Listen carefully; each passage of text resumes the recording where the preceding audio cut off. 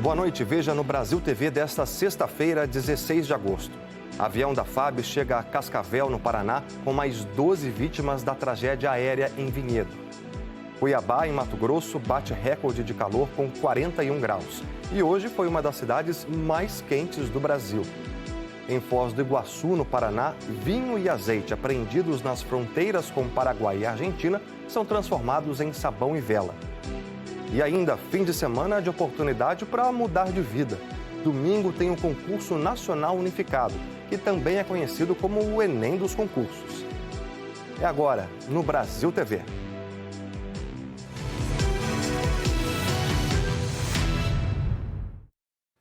Famílias e amigos de mais 12 vítimas da tragédia em Vinhedo vão poder se despedir dos parentes. Um avião da FAB chegou ao aeroporto de Cascavel, no Paraná, trazendo as urnas funerárias. Os corpos das 12 vítimas da tragédia com o voo 2283 da Voe Paz vieram em um avião da FAB, a Força Aérea Brasileira. O avião saiu de São Paulo por volta das 10 horas da manhã e pousou ao 12h08 em Cascavel. Uma grande operação foi montada no aeroporto. Esse é o maior translado de vítimas até agora.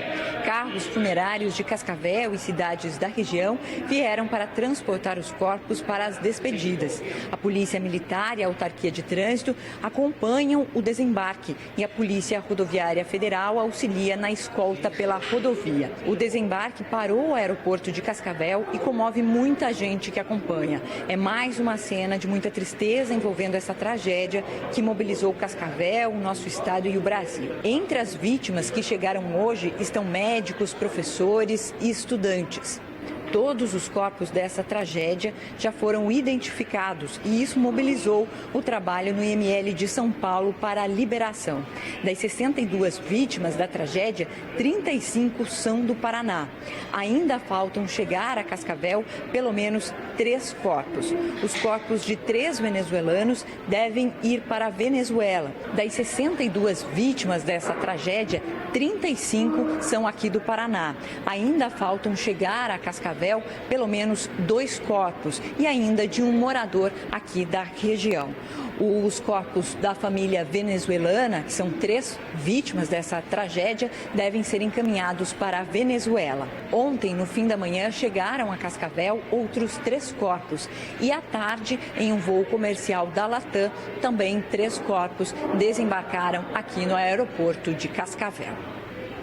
É um momento de luto, de tristeza. A gente deseja muita força para essas famílias. E agora a gente fala que um suspeito de explodir bancos e carros fortes no Maranhão, Pernambuco e Paraíba morreu durante um confronto com a polícia da Bahia. Segundo a polícia, ele era especialista em perfurar blindagens e atingir aeronaves a uma distância de até 2 quilômetros. O André Souza traz os detalhes direto do Maranhão. Cleilson Dantas de Sales, conhecido como Mamão, ele é suspeito de participar de ataques fortes neste ano de 2024 no Maranhão, Pernambuco, Bahia e também Paraíba. Um dos casos mais recentes em que ele teria participado foi de um ataque a carro forte na cidade de Bom Lugar, aqui no Maranhão, na MA 245. Naquela ocasião, testemunhas disseram que ele, acompanhado de outras 3 pessoas, participaram desse ataque, fugindo com todo o dinheiro do carro forte em direção à BR-136. O Cleilson, durante esses crimes, ele era apontado como o operador de uma metralhadora calibre 50, como especialista nesse tipo de armamento. É um armamento que, segundo as Forças Armadas, é capaz de perfurar blindagens e também de atingir aeronaves a uma distância aí de até 2 quilômetros de distância. Ele morreu em confronto com a Polícia Militar da Bahia durante um cerco que foi montado na cidade de Juazeiro, no norte do estado. Lá, ele estava em um sítio acompanhado de outras 4 pessoas e ele teria reagido a essa abordagem feita pela Polícia Militar. Lá também foram encontradas e apreendidas algumas armas de fogo, munições, aparelhos celulares e também uma certa quantidade de drogas. André Souza, aqui de Caxias, para o Brasil TV. Obrigado, André. E agora a gente fala do calorão que está fazendo em algumas regiões do Brasil. Em Cuiabá, no Mato Grosso, por exemplo, não ficava tão quente desde novembro do ano passado. quando a temperatura chegou a 41,2 graus. O Luiz Vieira tem as informações. E é isso, não fazia tanto calor em Cuiabá desde 30 de novembro do ano passado, quando a temperatura chegou a 41,2 graus. E a temperatura é ainda pior para os cuiabanos por conta da baixa umidade relativa do ar e da fumaça que vem dos incêndios florestais e se espalha pela cidade e pela região. A máxima para hoje é de 40 graus e o curioso é que durante a madrugada de hoje a temperatura mínima foi de 23 graus, que foi a temperatura máxima registrada na sexta-feira passada, apenas uma semana atrás. A umidade do ar fica em torno de 19%. De acordo com o INMET, o Instituto Nacional de Meteorologia, mais da metade das capitais brasileiras devem ter máximas acima de 30 graus nesse fim de semana. Depois de um começo de semana com recordes de frio em algumas capitais, uma massa de ar quente e seco se estabilizou na região central, provocando aumento da temperatura. Segundo o Climatempo, a massa polar que trouxe muito frio já se afastou para o Oceano Atlântico. E essa volta do calorão deve ser muito parecida com as últimas ondas de calor que castigaram o país. Segundo ainda a meteorologia, esse sistema intensifica a circulação de ventos quentes no interior do país, impedindo o avanço de frentes frias. E o calor deve ganhar mais força a partir de sábado, com temperaturas aumentando gradualmente ao longo dos dias. E assim deve acontecer até quinta-feira da semana que vem. Além das altas temperaturas, a umidade relativa do ar, que já estava em baixos níveis, pode atingir marcas preocupantes. Para segunda-feira, a umidade deve chegar aos 10% aqui em Cuiabá. É uma umidade realmente muito baixa, tem que se cuidar, fugir do sol da maior parte possível, se hidratar bastante e, caso não tenha como fugir do sol, usar bastante protetor solar. Mas além da nossa saúde, esse tempo seco, esse calor, tem consequências também para a natureza, para o meio ambiente. No Amazonas, se o Rio Solimões secar mais 1,36 m em Tabatinga, a estiagem na região pode se igualar à seca histórica de 2010. Na época, o Rio Solimões chegou a 86 centímetros negativos. Essa é a situação no antigo porto do município de Tabatinga. O baixo nível do Rio Solimões tem dado espaço a uma grande extensão de terra. Quem trabalha nas catraias transportando pessoas na fronteira fluvial já sente dificuldade. O que ficou difícil no período de seca foi para atracar, por causa que a praia sai muito grande, né? Aí a gente tem um pouco essa dificuldade. Desviamos dos bancos de areia e seguimos para a ilha peruana de Santa Rosa, que fica na margem direita do Rio Solimões, em frente a Tabatinga. Por causa da seca do Rio Solimões, na região da Tríplice Fronteira, muitos comerciantes peruanos que moram aqui na ilha de Santa Rosa estão tendo prejuízos. As balsas flutuantes onde eles vendem os produtos estão assim, encalhadas há mais de um mês. Seguimos nossa viagem para a cidade de Letícia. No porto, nos deparamos com essa realidade. Um dos afluentes do rio Amazonas secou tanto que agora está difícil navegar até mesmo com as canoas. Os ribeirinhos que trazem produtos para vender no mercado acreditam que daqui uns dias não poderão mais passar pelo filete d'água. Agora, só aqui no Porto de Letícia, só embarcações pequenas, porque embarcações grandes não entram mais. O Rio Solimões continua baixando na Tríplice Fronteira. Desde o dia 21 de maio, quando iniciou a vazante na região, já secou 9,77 m. No Sudeste também faz muito calor. Na região metropolitana de Belo Horizonte, em Minas Gerais, não cai uma gota d'água há praticamente 4 meses. Essa é uma época do ano que geralmente não chove muito mesmo. Só que uma estiagem prolongada, sim, é sinal de alerta para a saúde e também de prejuízo para pequenos produtores. No céu, nenhum sinal de chuva. A água deste tanque baixou tanto que a maioria dos 300 peixes que o Sidney criava aqui não sobreviveu. Tinha pacu, tambaqui e tilápia. Aí a água foi baixando muito, né? A nascente que eu tinha aqui, ela foi secando. Eu mais o meu menino, a gente tirou um pouco do barro ali, mas não teve jeito não. Muita tristeza, né? É o que a gente mexe aqui na roça, né? É o que a gente tem pra gente poder sobreviver aí. São quase 120 dias consecutivos sem chuva em Belo Horizonte e região metropolitana. Um recorde que não era registrado desde 2019, segundo dados do Instituto Nacional de Meteorologia, o INMET. A seca severa colocou 137 municípios mineiros em situação de emergência, de acordo com a Defesa Civil. Esse longo período de estiagem transforma a paisagem e já traz prejuízos para quem depende da terra para sobreviver. Esta horta, aqui em Sabará, que abastece as feiras livres da região, era para ter nesta época mais de 200 pés de couve. Mas por causa da falta de chuva, não tem nem 30. A Meire e o marido têm mais de 40 pés de jabuticaba. O sustento da família vem da fruta há mais de 10 anos. As árvores já deveriam estar floridas. A gente tem todo um cronograma de produção que ele vai ser meio que bagunçado, porque aquele seu estoque é igual o nosso agora. Ele está preparado para ir até no máximo outubro.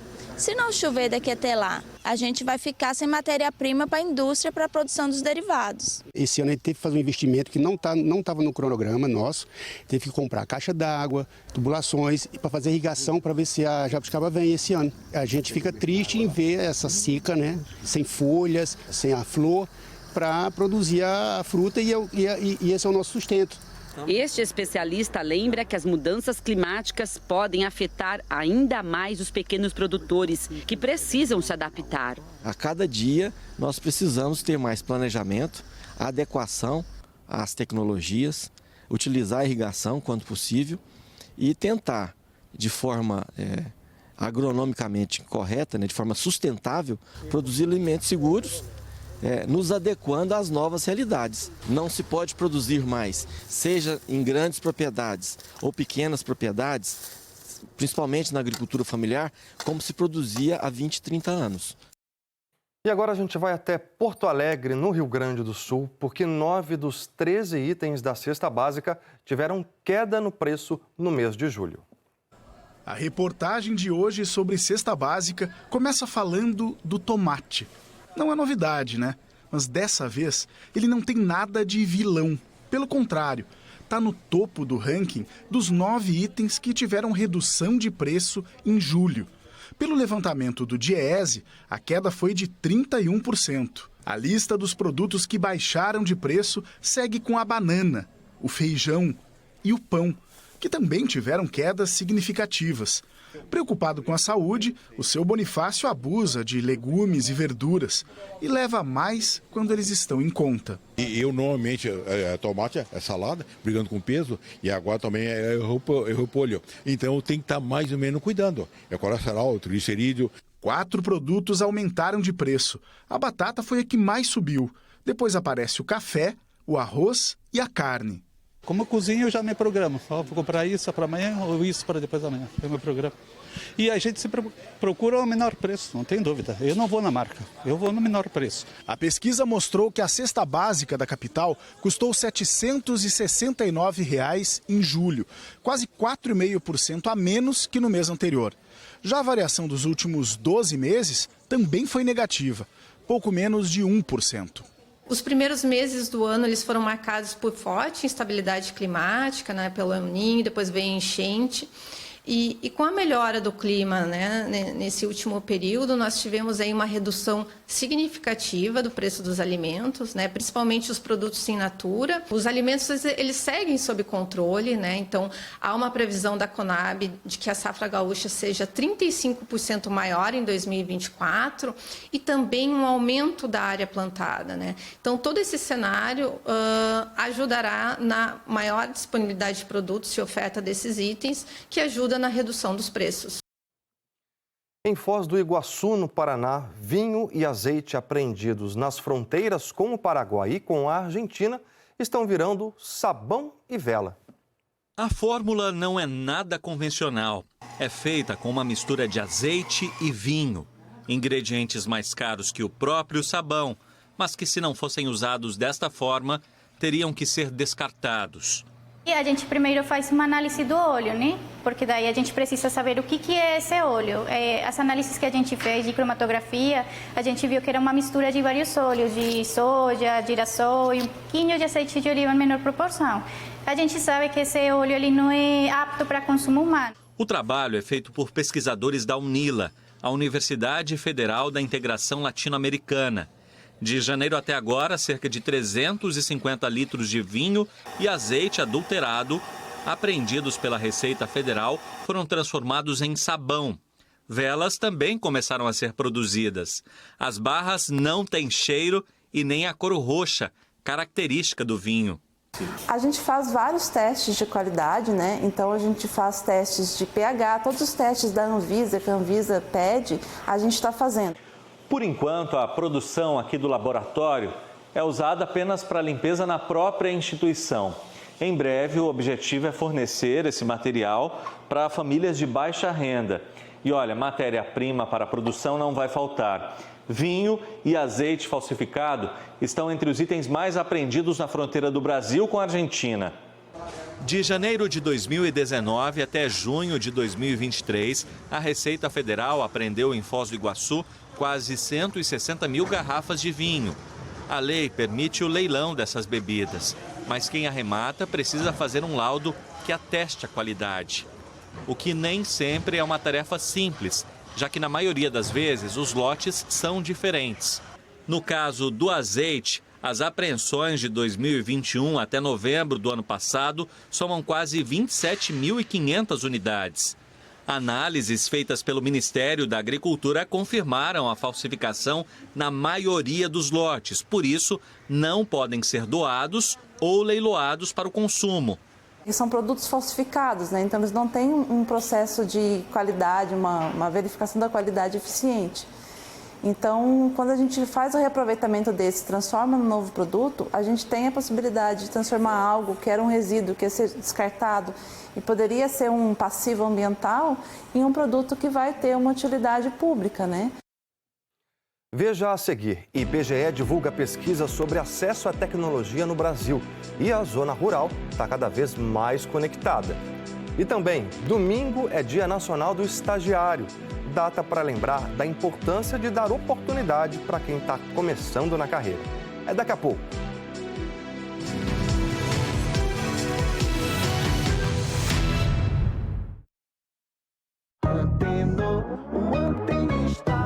Vamos ver agora como fica a previsão do tempo para o feriado prolongado. Eliana, boa noite. Oi, Renata, boa noite para você e para o Bonner. E boa noite para você também. Boa noite, obrigado.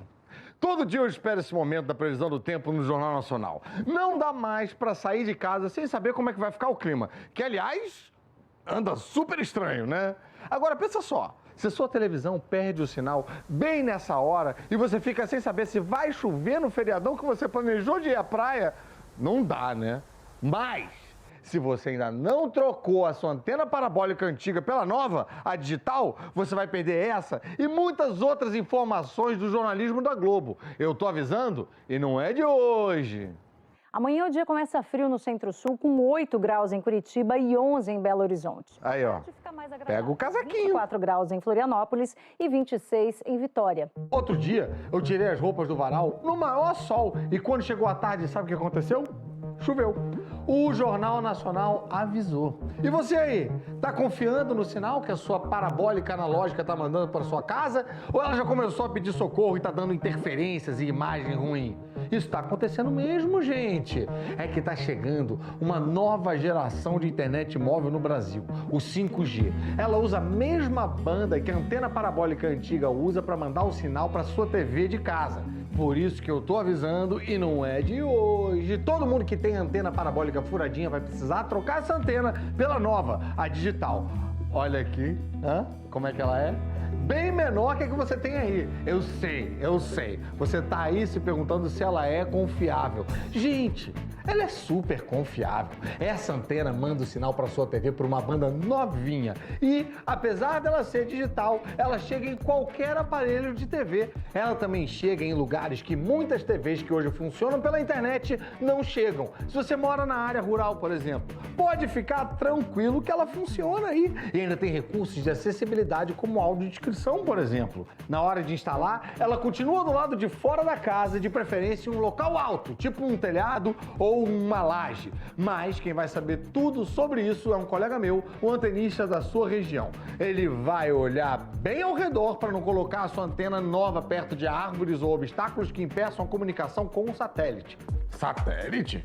Como assim, satélite? Calma, que isso é papo para uma outra visita minha aí na sua casa. Por enquanto, entra lá no sigaantenado.com.br e veja o que você precisa fazer para realizar a troca. É de graça se você faz parte de algum programa do governo federal ou então ligue sem pagar nada para 0800 729 2404. Agora deixa eu ir, que amanhã eu tô de folga e eu vou viajar.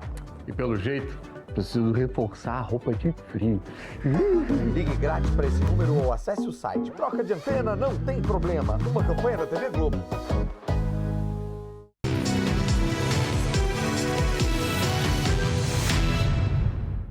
Brasil TV de volta para mostrar que aqui no Brasil o IBGE divulgou hoje dados sobre o acesso à tecnologia. A pesquisa mostra que a zona rural está cada vez mais conectada. Olhos vidrados na tela, mãos que não param de teclar.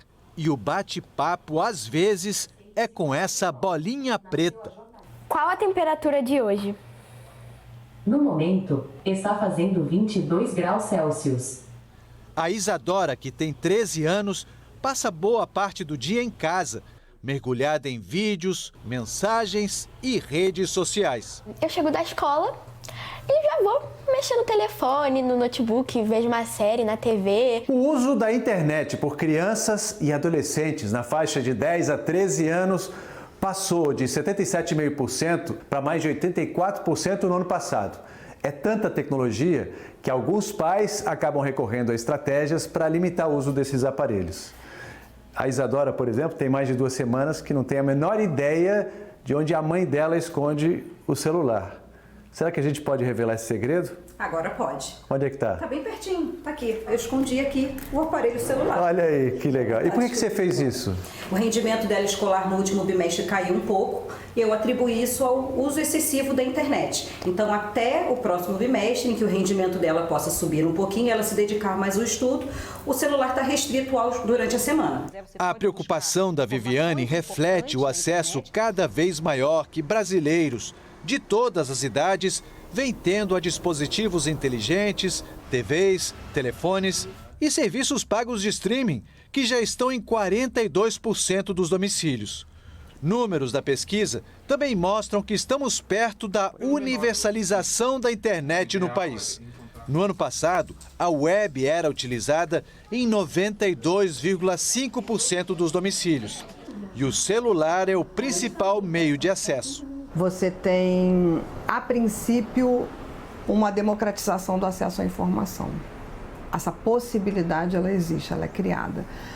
Agora, tem um lado que é, ok, eu posso decidir que tipo de informação eu quero acessar. Isso coloca em mim também uma responsabilidade, né? De olhar com cuidado, de checar, de buscar, de querer de fato se informar, de sair da sua bolha, de olhar o que tem ali no mundo em volta. É uma revolução que cresce rapidamente também entre os idosos. Em 4 anos, o percentual de pessoas com 60 anos ou mais com acesso à rede passou para 66%.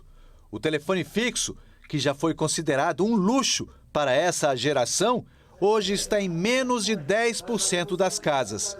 Já o percentual de lares com celular é de 96,7%. Mas ainda há desigualdades. A pesquisa também mostrou que pessoas com menor escolaridade acessam menos a internet. Você vê um uso muito diferente, talvez, das pessoas que têm mais e menos escolaridade. Esse eu acho que é um ponto de atenção, que a gente consiga usar essas ferramentas para o bem, para educar, para ensinar, para aprender, para ter mais acesso. E se você for pesquisar aí quando é o Dia Nacional do Estagiário, vai descobrir que é dia 18 de agosto, agora, nesse domingo. Um dia para lembrar de como é importante dar oportunidade para quem está começando na carreira. Uma mão de obra cada vez mais necessária para a engrenagem de qualquer empresa funcionar. o estagiário. O estagiário ele não está aqui para fazer as atividades mais operacionais que ninguém gosta de fazer. Eles estão aqui para aprender. Faz parte do processo profissional da pessoa, né? Você está lidando ali com o futuro profissional, com uma jovem promessa. O Jonas tem 20 anos e começou como estagiário nessa grande rede de resorts há 6 meses e tem várias atribuições. Eu trabalho na área de controladoria, então eu sou estagiário de controladoria e eu fico responsável pela parte comercial. Ele trabalha com a Juliana e se inspira na colega que, assim como ele, deu os seus primeiros passos na carreira também como estagiária. Eu comecei aqui no Clube Med em 2019 como estagiária. E em 2021 eu passei a analista júnior, fui efetivada. Depois de um ano analista pleno. E esse ano eu consegui o cargo de coordenação do setor. Hoje, aos 26 anos, a Juliana é coordenadora de controladoria e sabe a importância de trocar experiências e dar oportunidades para quem está começando, assim como Jonas e outros 31 estagiários que atuam na empresa. Para mim, essa é uma relação muito rica, porque ter um estagiário faz com que a gente aprenda muito mais sobre as nossas atividades, porque nada como ensinar para aprender. A gente tem atualmente 32 estagiários e 25 ex-estagiários efetivados. As vagas e as efetivações desse grupo têm crescido em todo o estado nos últimos anos. Em 2022, dos 7.800 estagiários das empresas privadas, mais de 5.000 foram efetivados. Em 2023, as vagas destinadas aos estudantes subiram para 9.000.